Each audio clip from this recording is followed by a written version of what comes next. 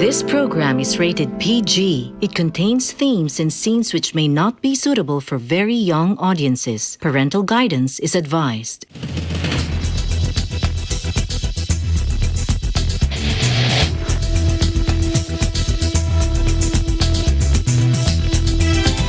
We're working to connect a region of over 600 cultural bridges between our lands.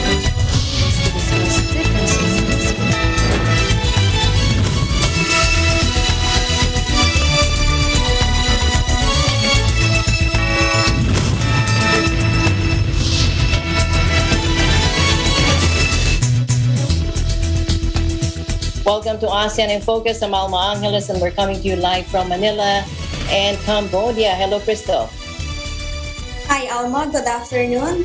I am Crystal Ann Ballesteros from your EBC Cambodia Bureau, bringing you the news in the dynamic ASEAN region. On today's headlines. Metro Manila will be under Alert Level 4 starting September 16, which will last until September 30. The Civil Aviation Authority of Vietnam, or CAAC, has put forward a plan on resumption of domestic flights in 3 phases.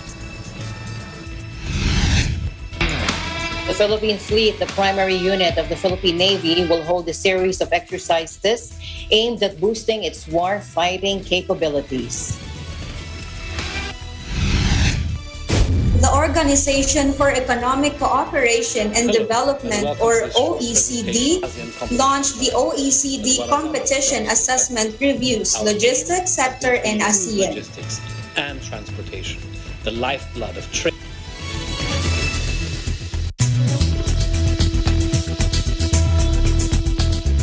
First, here in the Philippines, Metro Manila will be under Alert Level 4 starting September 16, and this will last until September 30.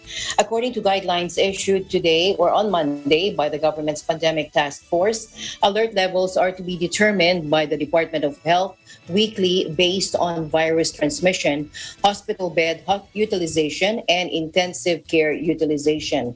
Alert Level 4 means that case counts are high and or increasing, with total bed utilization rate and intensive care unit utilization rate at high utilization. Under Alert Level 4, outdoor dining is allowed at 30% capacity, while indoor dining services are limited to 10% capacity and would only cater to fully vaccinated individuals. Barber shops, hair spas, nail spas, and beauty salons are allowed to operate at 30% if they have outdoor seating and only at 10% indoors, provided that they only serve fully vaccinated individuals.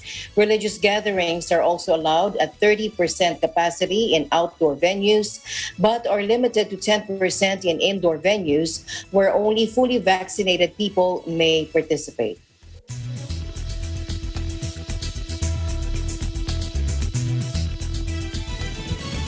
The following establishments and activities are not allowed in areas placed under Alert Level 4. Indoor visitor or tourist attractions, libraries, archives, museums, galleries, and cultural shows and exhibits. Let's take a look.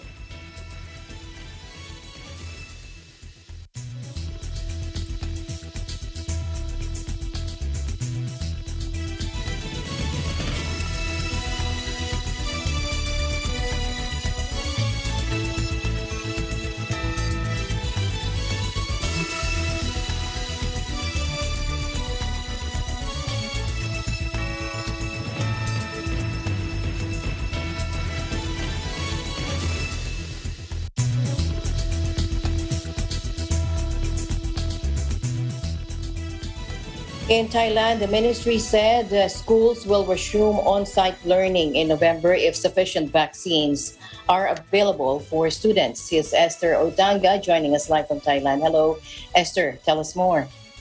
Hi, Alma. Good afternoon. Yes, the Education Ministry aims to resume face-to-face learning on November 1. This is according to Mr. Trinut Thiatong, the Education Minister. that they consulted with the Public Health and Interior Ministry before setting the reopening of schools. However, return to on-site learning will depend on the vaccine rollout, she added. The Pfizer vaccine will be offered to 4.5 million students, generally to Matayong 4 to 6 or grades 10 to 12. To students at vocational institutes in both public and private schools, to students attending religious, science and border police school and education establishments, also to students ages 18 and above. The ministry stated that inoculations will be given if the parents give their consents. So the education ministry's goal is to familiarize parents about young people and immunization in hopes that this will convince them to sign in consent forms.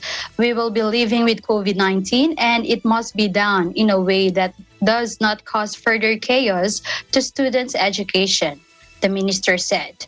The jobs will feasibly be distributed to the 15,465 schools in the dark red zone provinces. So far, 70% of school personnel have received the vaccine job. The General Director of Department of Disease Control, Mr. Opas Karnwewipong, expects that this month 2 million doses of Pfizer vaccine will arrive and another 2 million doses every week throughout the next month. If all goes according to plan, the target 4.5 million students to be vaccinated will be achieved. This information is according to Bangkok Post. Back to you, Alma.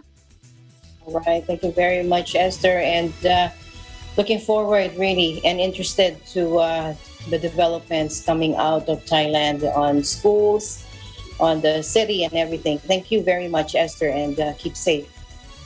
Thanks, Alma. We'll keep everyone updated. Reporting live from Pattaya, Thailand, this is Esther Odanga, and we live in interesting times.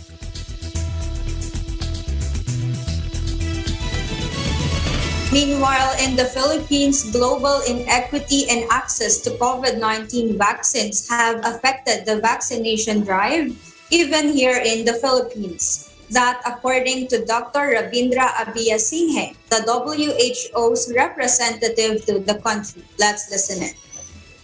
So many countries, particularly in this part of the world now, are experiencing surges. Several countries in our region are reporting in or around 20,000 or excess cases. And this is not unique to the Philippines.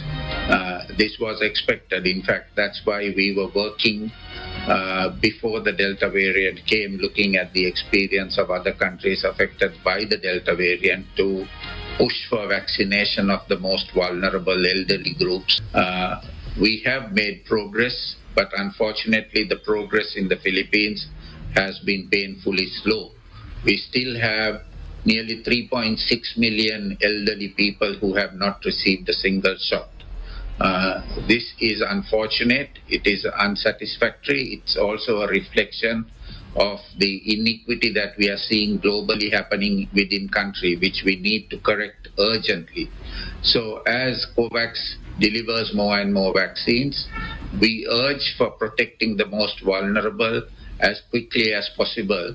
And that includes the elderly, because we see that 7 out of 10 deaths in the Philippines are reported in this group of above 60. So if we really want, we want to protect lives. And if we want to protect lives, we need to use the vaccines that are coming to protect these people. So yes, we are seeing increase in transmission. We are actually seeing more than double the number of active cases that we saw during the surge in April.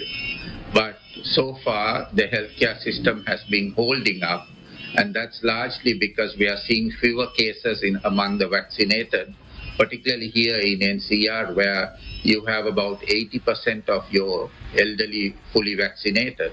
So this is good. But there are areas in the country where the elderly vaccination coverage is just over 24%. this is unsatisfactory. We need to correct this as quickly as possible because we are seeing a surge affecting many other regions. And many regions in the Philippines, the elderly coverage is still below 40%. So we need to do better. And we urge the local chief executives and the local health authorities to prioritize, to create avenues so that these most elderly people can be vaccinated and their lives protected. At the same time, we also need to make sure that with this unprecedented number of cases, we do everything possible to reduce and control transmission. And that includes our non-pharmaceutical interventions, our quarantine levels, how we manage that. We need to be very careful that in our messaging, we don't send the wrong signals to the population.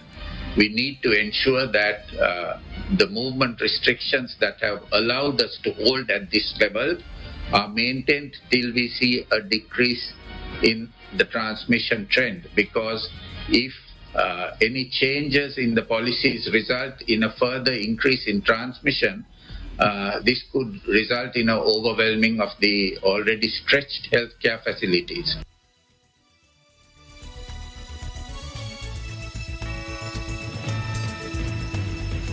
In other news, 15 people, including a 7-year-old boy, have been found inside a refrigerated truck in Vietnam after they tried to escape areas of the south badly hit by COVID-19. That according to state media yesterday. Now, Vietnam has been battling a devastating fourth wave of the virus since April, and tens of millions of people are under stay-at-home orders, with domestic travel largely forbidden. On Sunday, police in Binh Thuan province discovered the group of 15 inside a vehicle that had aroused suspicion as it tried to pass a virus checkpoint on its way north, Ho Chi Minh City's Pap Wat online newspaper said. Now, police were so surprised to see 15 people at the back of the truck, and some of them were sweating and showed symptoms of breath shortness, the report said, adding the passengers were carrying negative COVID test certificates. A passenger said they had asked the driver to turn off the truck's refrigeration system as it had been too cold. We knew it's a huge risk and very dangerous to stay in a closed, frozen truck, but we faced a higher risk if we were infected with the virus. The report quoted a man traveling with his 7-year-old son as saying. According to the report, the group traveled dozens of kilometers in the sealed truck from southern Dong Nai province, an industrial area that has recorded more than 35,000 COVID cases and 320 deaths. The province has been in total lockdown since early July, and makeshift hospitals have been set up to treat tens of thousands of infected patients. The people in the truck were reportedly trying to reach their homes in central Vietnam. Vietnam has suspended all public road and air transport links from the south, which has been hit the hardest by the country's most severe wave of the pandemic so far.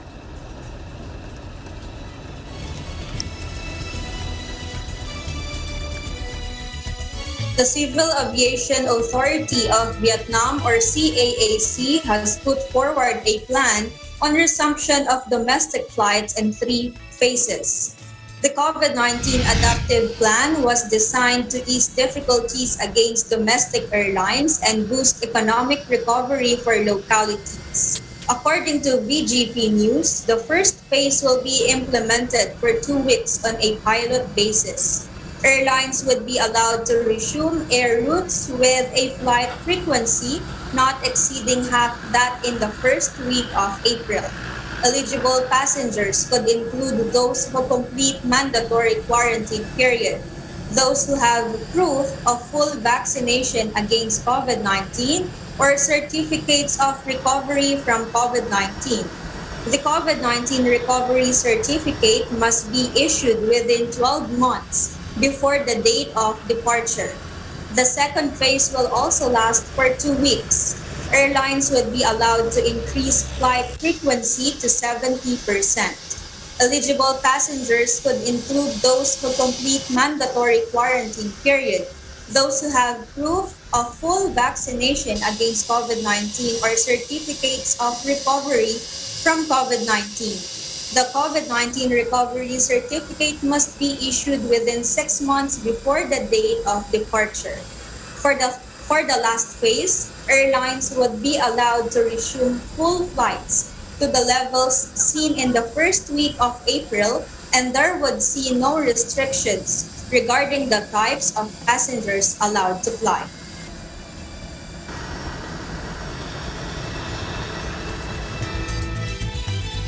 The Quezon City government is coordinating with private and public schools for the list of their students aged 12 to 17 years old in preparation for the possible inclusion of the age bracket in the inoculation drive against COVID-19. Now, a city official said they want to be a step ahead pending the approval to include the younger set and the availability of vaccine supply. The idea is to put up vaccination sites in private and public schools, according to Joseph Uwico, co-chair of the city's Vax to Normal Task Force, in a statement yesterday. In Manila, the city government opened registration for minors aged 12 to 17 on Friday. Quezon City Mayor Joy Belmonte previously expressed alarm on the steady rise of COVID infections among children, whom she said comprise 30% of their estimated 2.9 million population. And for now, the Quezon City government has included children in its expanded swab testing and put up isolation facilities for them.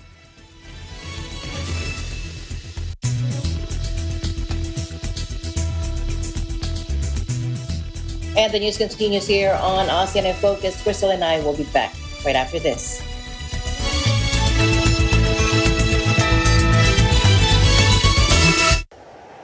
Innovation, digital disruption, globalization. Startups, micro, small, and medium enterprises, as well as large corporations, all face interesting challenges in the market today. Peek into the world of exciting opportunities and partnerships to drive growth with the latest business news and information. We are open for business. Your weekly dose of entrepreneurial inspiration to update you on the latest developments in the world of business. Get up close and personal with CEOs and thought leaders to help you discover valuable insights. Sharpen your instincts for smart decision-making with the latest markets and economic trends, disruptive ideas, global innovation, social entrepreneurship, and other leading-edge business ideas. Join the conversations to create a more vibrant environment for entrepreneurship. Catch Open for Business, from vision to action.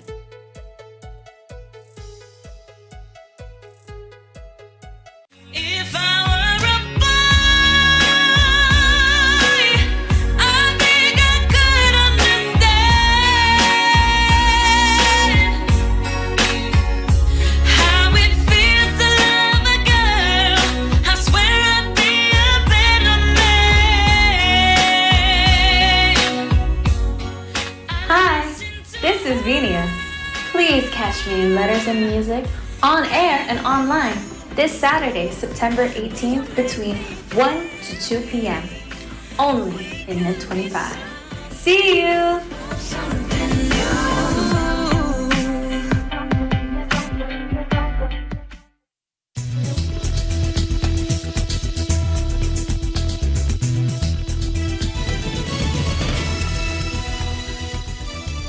And you're still watching ASEAN in Focus.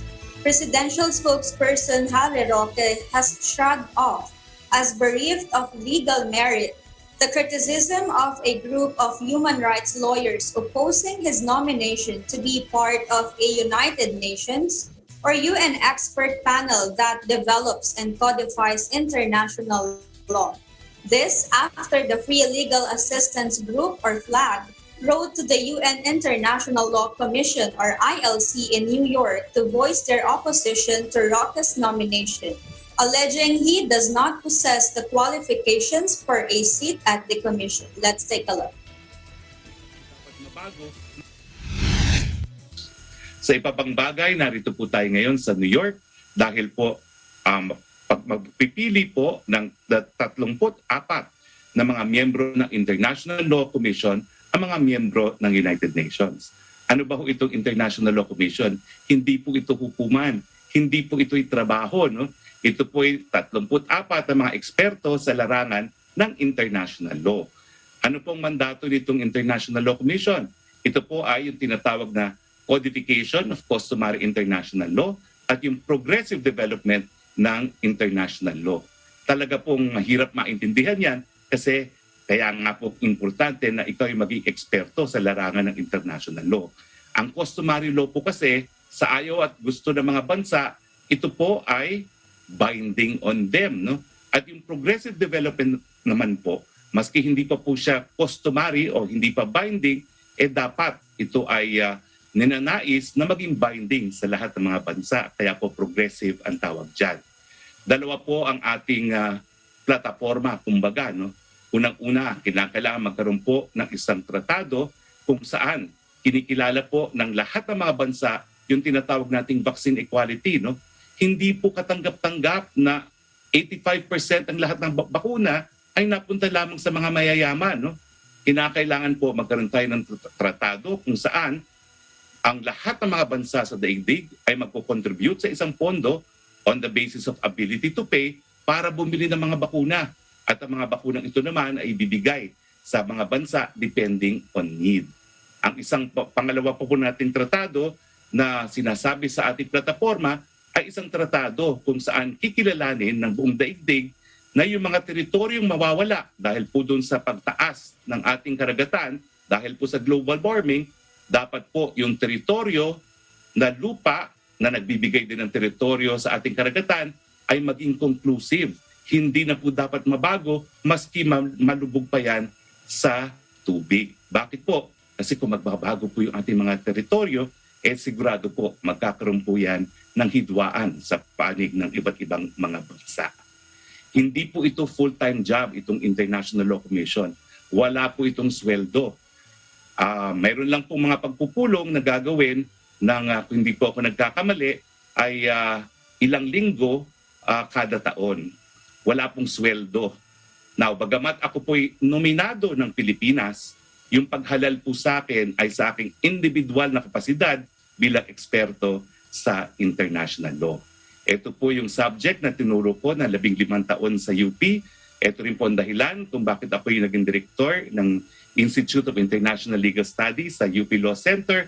At kaya naman po tayong nagkaroon ng nominasyon para dito sa International Law Commission dahil nung kailan lamang po tayo po'y tumayo ng presidente bilang presidente ng Asian Society of International Law, ang asosasyon ng lahat ng dalubhasa sa Asia.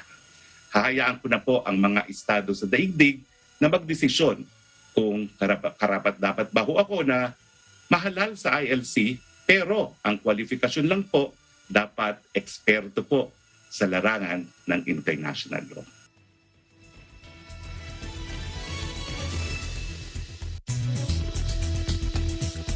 In other news, the Philippine Fleet, the primary unit of the Philippine Navy, will hold a series of exercises aimed at boosting its war-fighting capabilities. Take a look.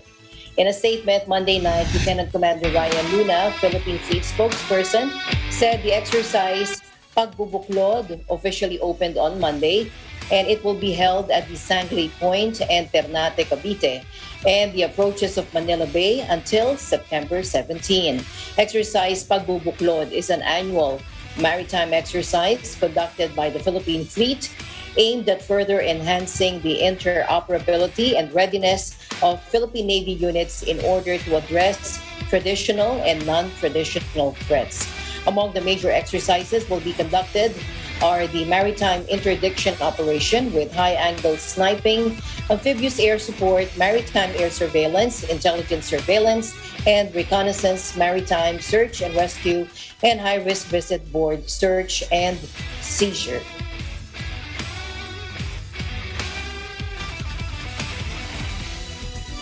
Meanwhile, Chinese Foreign Minister Wang Yi meets Singapore's Minister for Foreign Affairs Vivian Balakrishnan during a visit to the city-state.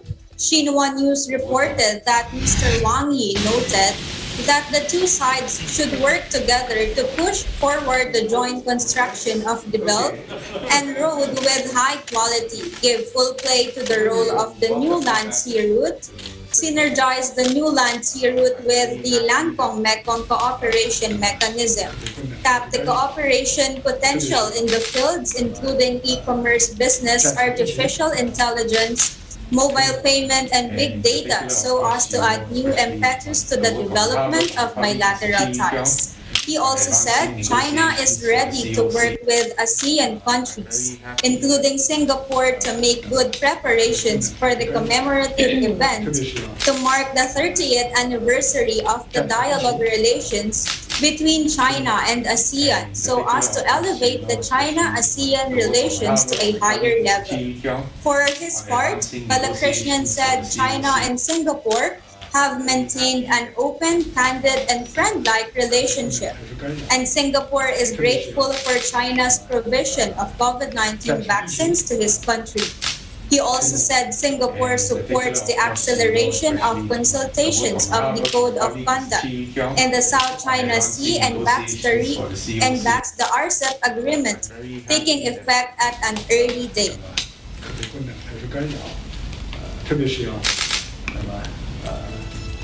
In other news, ousted Myanmar leader Aung San Suu Kyi skipped the resumption of her coronavirus delayed trial in a junta court because she felt ill, according to her lawyer on Monday. Now, her trial on charges she violated coronavirus restrictions during elections her party won last year and for illegally importing walkie-talkies was due to resume Monday after a 2-month pause. But Suu Kyi returned home after a pre-hearing meeting with her legal team as she had, quote, car sickness. That according to her lawyer, Min So. 2 prosecution witnesses already failed to appear at Suu Kyi's last hearing in July after becoming infected with the coronavirus as Myanmar battled a 3rd COVID wave. Her lawyer said Suu Kyi and her personal staff have been fully vaccinated against COVID-19 since being taken into military custody. Suu Kyi was deposed by the military in a February coup that sparked a mass uprising.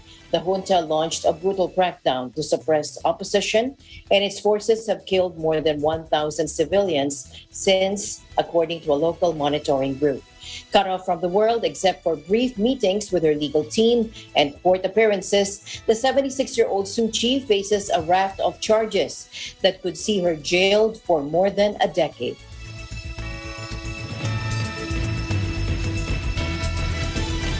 Malaysia's new government signed an agreement to cooperate with the opposition Monday in exchange for a promise of reforms, a bid to bring stability after intense political turbulence. Less than a month after taking office following the collapse of his predecessor's short-lived government, Prime Minister Ismail Sabri Yaakob has extended an olive branch to his rivals.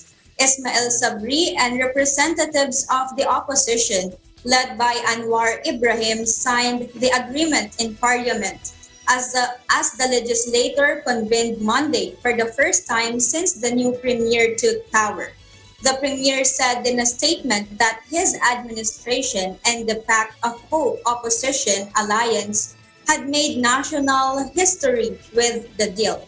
It covers areas including fighting COVID-19 parliamentary reform, ensuring judicial independence, among other things, and is aimed at helping to put aside political differences, the statement said. Ismail Sabri said previously proposed reforms, including a law to block political defections and limiting the premier's term to 10 years, although it was not clear if this would be included. The premier has only a slim majority in parliament, and the deal will help to shore up his support.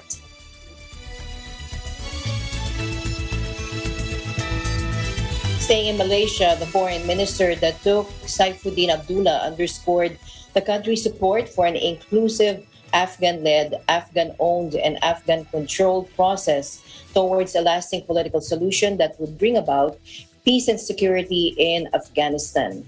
A statement issued by the Malaysian Foreign Ministry, Wisma Putra, early today said Saifuddin also urged respect for the sanctity of human rights and fundamental freedoms in Afghanistan, which guarantees the full and meaningful participation of women, youth, and minorities. Saifuddin said this when he participated virtually in a United Nations high-level ministerial meeting on the humanitarian situation in Afghanistan on Monday. He also pledged financial contribution from Malaysia amounting $100,000 to help alleviate the humanitarian crisis in Afghanistan. The emergency meeting was convened by Antonio Guterres, the UN Secretary General, to demonstrate solidarity for the people of Afghanistan and to issue a flash appeal for funding and support by the international community to address the acute humanitarian needs in Afghanistan.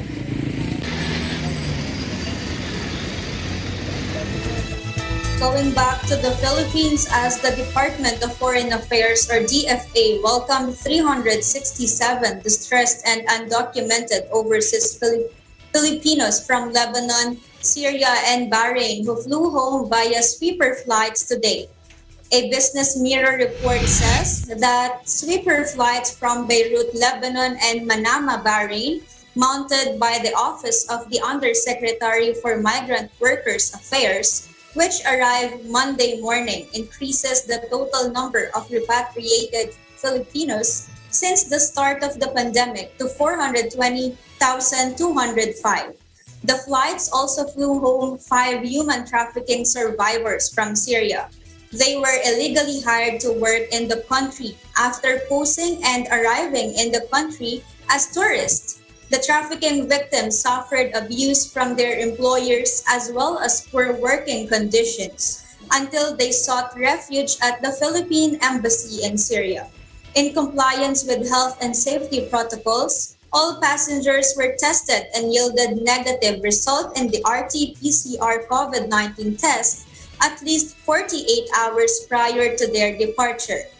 The DFA will have another chartered flight from Dubai, UAE, arriving this September 16. This will be the final DFA chartered flight scheduled for the year.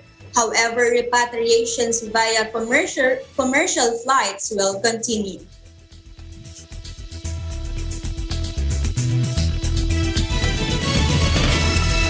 ASEAN in Focus will be right back.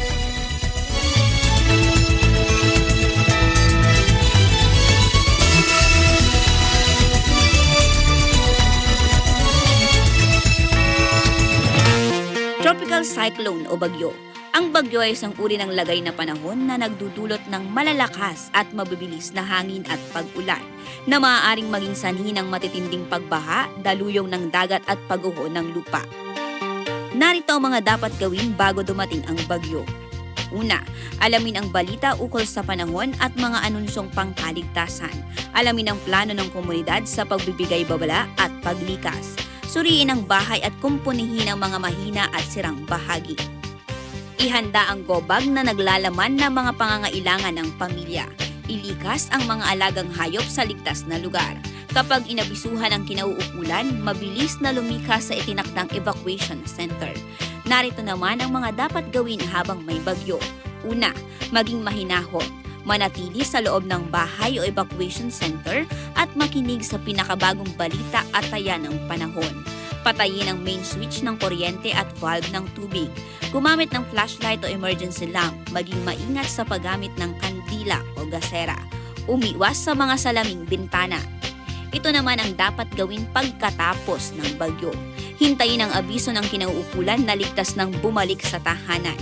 Umiwas sa mga natumbang puno, nasirang gusali at linya ng kuryente. Huwag gumala upang hindi maabala ang mga emergency services. Siguraduhing walang basa o nakababad na outlet o kagamitan bago buksan ang linya ng kuryente. Itapon ang mga naipong tubig sa lata, paso at gulong upang hindi pamahayan ng lamok. Hey there, Arnie Aquino here at Hatley Castle, one of the filming locations for the X-Men series. Don't forget to tune in to Digital Nest only on Net25.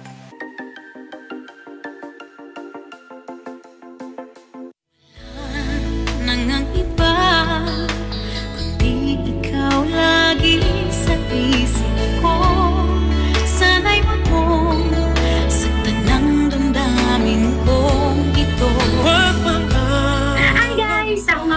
si Elisa Bonaobra at abangan niyo po ako bilang guest performer sa Letters and Music ngayong darating na linggo, September 19, 1 to 2 p.m.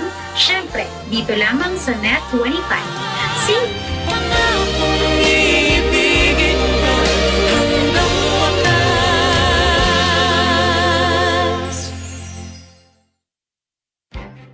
Events happen around us all the time, in our community, in our country, around the world.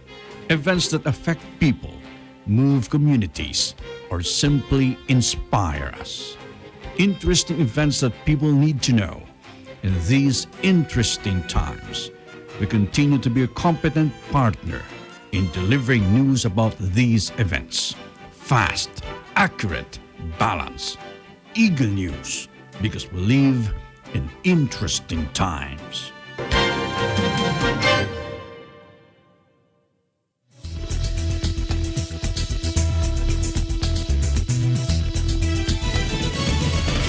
Welcome back. Presidential Advisor for Entrepreneurship and Go Negosyo founder Joey Concepcion underscored the high stakes in finding a way to live with COVID-19, which would in turn allow the resumption of economic activity. The Go Negosyo founder reiterated that the granular lockdown approach is the right idea in terms of government response. Let's hear more from Mr. Joey Concepcion. But as we face this serious surge, the challenge right now is that we have to try to learn how to live with COVID, even with this surge ongoing. But as we know, vaccines are important. The evidence of taking the vaccine is a passport. And what eventually, if we can merge these three formats right now, the format one is the LGU Bakuna card that we get. So this is basically the Bakuna card that we have. And this is the next one below is the certificate of vaccination and of course the BOQ, which there's a lot of people now going after this yellow passport, which looks much better. Of course, Chairman Avalos has been very helpful in this effort to really look at giving more mobility to our vaccinated people to be able to enter higher risk establishments. Basically restaurants, salons, spas, etc. The country cannot continue locking down forever. I mean, that's going to be a very challenging scenario. I don't think local government and national government can sustain that kind of a model. Where will we get the money? I mean, to be able to pay the salaries of our people in the LGUs, where will the national government be able to fund all of these vaccines that will be, endless? I'm assuming that this will continue to remain as a problem for the coming years. Hopefully, we can move from a pandemic to an endemic mode. And as we do that, it's very important, as Secretary Chua says, that the documentation of these passports have to be continuous. So with the breakthrough happening in most of the vaccines, herd immunity is not possible. So we have to target 90 to 100% of our Filipino people being vaccinated. So if we want to open up the economy safely and allow businesses to start moving, the hospitals cannot get filled up. The moment that gets filled up, then the government will put the brake and we will have a lockdown. So as we try to shift to a granular approach in all these efforts,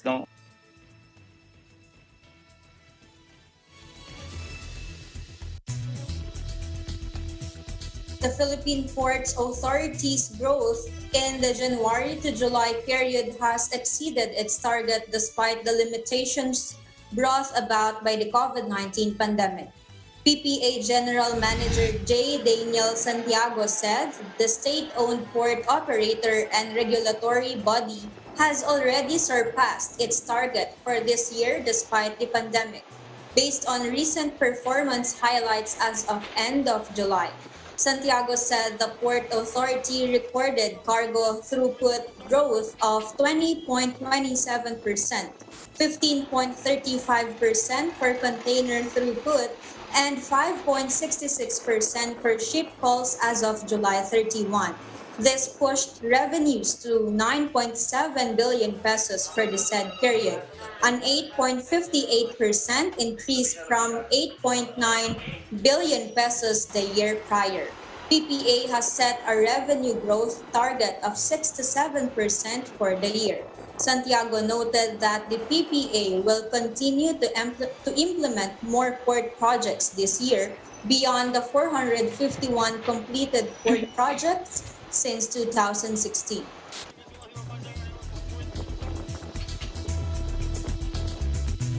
Meanwhile, the Organization for Economic Cooperation and Development, or OECD, launched the OECD Competition Assessment Reviews, the logistics sector in ASEAN. The reports identified legislative and regulatory issues in the bloc's logistics services sector that would hinder it from reaching its full potential.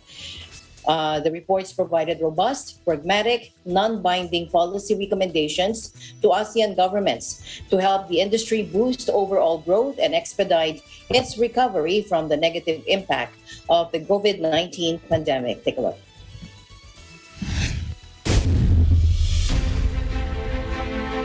Hello, and welcome to this short presentation of this project on fostering competition in ASEAN.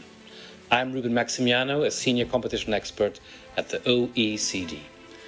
The OECD, in cooperation with the ASEAN Secretariat, has spent the past 3 years working on this major competition initiative, which has been focused on the competition assessment of ASEAN's logistics industry. During that time, we've been working closely together with our colleagues at all 10 ASEAN competition authorities, as well as other branches of government. Our aim has been to improve logistics and transportation, the lifeblood of trade in this hugely important part of the global economy. We know that trade promotes economic growth, and that growth leads to greater prosperity for all, because efficient trade helps to reduce prices, and that puts more money in people's pockets to buy the products they need. But that can happen only if markets are working well, and that's the understanding from which our work on fostering competition in ASEAN began. With funding from the UK government, we studied ASEAN's logistics markets. We looked at more than 700 laws and regulations in those markets, and we came up with a wide range of recommendations to make those markets work better. At the heart of all of our work is leveling the playing field, creating fair markets where efficiency is encouraged. A level playing field is important even in the best of times, but now, as ASEAN and the rest of the world grapple with the COVID pandemic, it's more important than ever. This region, like many others, needs a fast recovery, and that means encouraging and ensuring policies are in place to promote competition in the region's logistics industry. In other words, helping businesses get their goods to market, removing expensive inefficiencies, obstacles and monopolies, and getting economies moving again. This is where competition policy becomes part of the fight back against the crisis and its economic impact. A crisis can present us with a chance to change, to do things differently, because in the hardest of times we have to think differently, to seize the opportunity. And right now, the opportunity is clear. And it's not a big-ticket, expensive scheme involving more roads and more railways. It's not a money-intensive mega project that may be difficult to finance, even if those, of course, can be very important.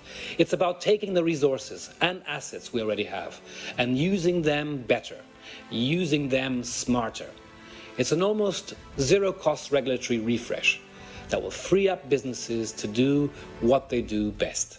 Find opportunities and efficiencies that will lower prices for producers and consumers, and create wealth, jobs and growth across the entire economy. And as the logistics industry taps those opportunities, it will create connections and cost savings, not just in individual ASEAN countries, but across ASEAN as a whole, so that benefits are shared across borders. In ASEAN, our research found that those benefits will really stack up. Not only is it a zero-cost enterprise, but we found that adopting the recommendations the OECD makes in fostering competition in ASEAN will effectively give ASEAN's economy a cash injection of at least $4.5 billion a year. And even that estimate is probably on the low side because it doesn't include the benefits of jobs growth, greater opportunities for SMEs, and more efficient, lower-cost trade between ASEAN member states. And like so much, when it comes to solid, pro-competitive market regulation, all of these benefits compound and reinforce one another, delivering growth, jobs, and wealth in a self-sustaining cycle that will propel ASEAN forward and drive development. And as the members of ASEAN acquire know-how through watching each other's progress, that momentum will continue. Because at the end of the day, creating competition also means fostering learning, trade, and that's what binds ASEAN's fortunes together. I'm Ruben Maximiano, and thank you for watching.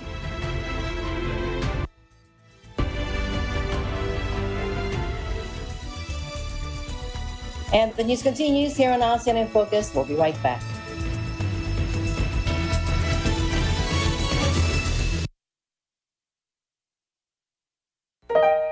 Ngayong may pandemya, marami ang walang trabaho at mataas ang presyo ng bilihin. Isa sa nakikitang solusyon para makaiwas sa pagkagutom ay ang pagtatanim. May ilan, problemado sa espasyo dahil maliit ang kanilang lugar. Pero may sagot riyan para makapagtanim, ang hydroponics. Sa hydroponics, hindi ginagamitan ng lupa ang pinagtataniman, kundi tubig at nutrient solution lamang.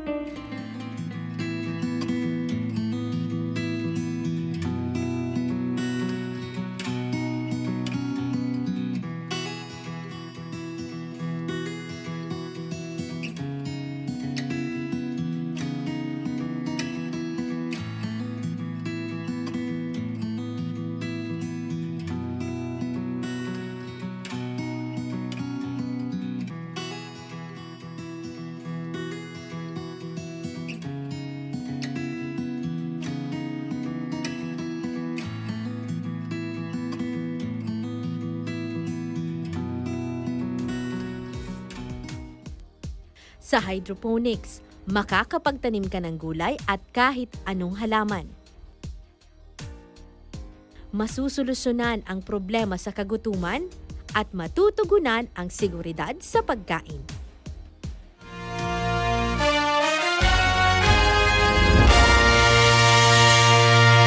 Kumanta, sumaya tayong lahat.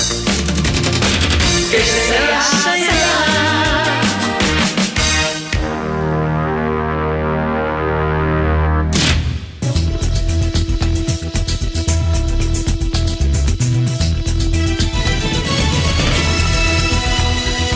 Dozens of critically endangered orangutans in Malaysia have been tested for the coronavirus, with vets in protective suits undertaking the tricky task of giving the apes nasal swabs. The antigen test on 30 of the red-haired creatures in Sabah State on Borneo Island were conducted last Tuesday, and all came back negative, wildlife officials said.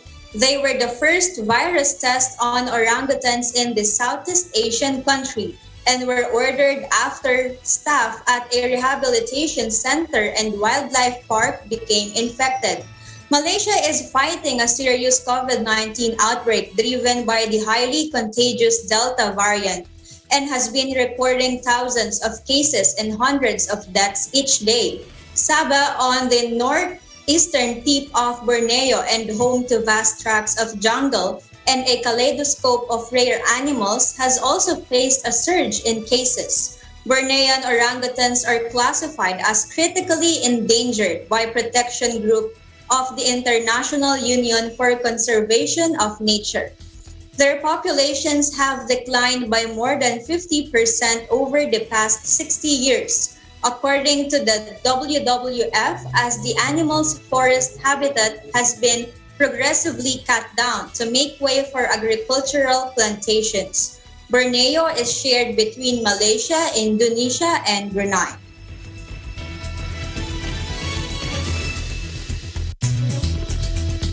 And meanwhile, Philippine actor John Arcila was the surprise choice for the Best Acting Award at the Venice Film Festival on Saturday. Something to be proud of.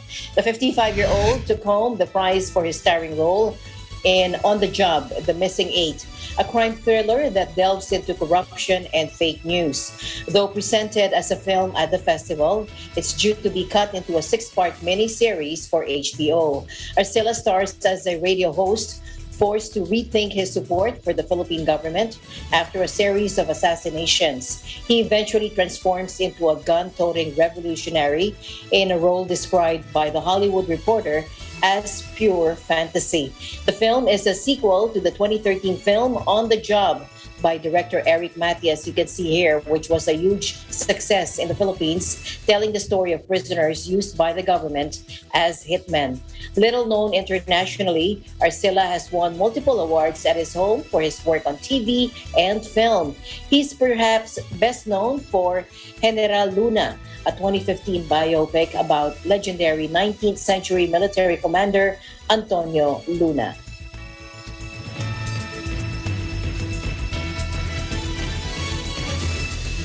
Thank you, Crystal, for joining me today. As always, keep safe.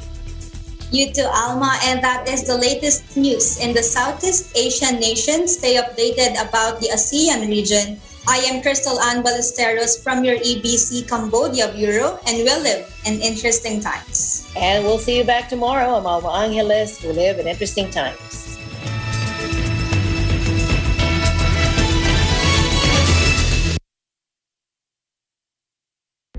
We know that this is